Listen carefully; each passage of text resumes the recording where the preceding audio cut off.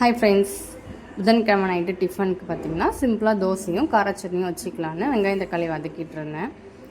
வெங்காயம் தக்காளி வதக்கிட்டு இருக்கும்போது என்னோடய ஹஸ்பண்ட் ஏதோ வந்து தேடினாங்க. அப்போ பார்த்தா நேற்று வாங்கிட்டு அந்த காய் பையிலே இருக்கிறத கண்டுபிடிச்சிட்டாங்க. இதுக்கு மேலே வச்சுருந்தா மாட்டிக்குவோம், நாளைக்கு எதாவது பொருள் கேட்கும்போது கண்டிப்பாக அப்போ சொல்லுவாங்க அன்றைக்கி வாங்கி கொடுத்தது எடுத்து வைக்கல அப்படின்னு. ஸோ அதெல்லாம் எடுத்து வச்சுட்டு ஒன்று ஒன்றா அடுக்கிட்டு இருந்தேன். இந்த மாங்காவை பார்த்தா எங்கேருந்தா ஒரு சந்தோஷம் வருதுன்னு தெரில, அவ்வளோ ஒரு ஹாப்பியாகிடுது. என்னோடய சித்தப்பா இறந்ததுக்கப்புறம் நான் மாங்காவை பச்சையாக நிறைய சாப்பிட்றது வந்து குறைச்சிட்டேன். அது ஏன்னு எனக்கு தெரியல.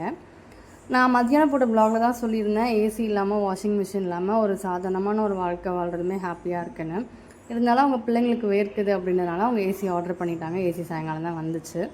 என்னுடைய ஹஸ்பண்ட் வந்து ஒரு பர்ஃபெக்டான ஹஸ்பண்ட் மெட்டீரியல் மட்டும் சொல்ல முடியாது, ஒரு சிறந்த தந்தையாகவும் தன்னோட கூட பிறந்த அக்காங்களுக்கு ஒரு சிறந்த தம்பியாகவும் எல்லாத்தையும் தாண்டி தன்னோட அப்பா அம்மாவை பார்த்துக்கறதுல ஒரு சிறந்த மகனாகவும் இருக்காங்க.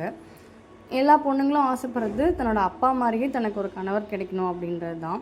ஸோ அந்த விதத்தில் நான் நிஜமாகவே ரொம்ப ரொம்ப ரொம்ப லக்கி.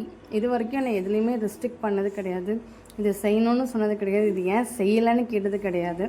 எல்லா இடத்துலையுமே எனக்கு ஒரு பெண் சுகதனம் கொடுத்துருக்காங்க. ஸோ அந்த விதத்தில் நான் கடவுளுக்கு கண்டிப்பாக நன்றி சொல்வேன். அன்றைக்கி நைட்டு மேடம் தான் வந்து கருவேப்பிலை போட்டு சட்னி தாளித்தாங்க. ஸோ சட்னி வதக்கிட்டு காலையில் வச்ச தக்காளி தொக்கு கொஞ்சம் இருந்துச்சு. ஸோ அதை வச்சு தோசை ஊற்றி பசங்களுக்கு சாப்பாடு கொடுத்துட்டேன்.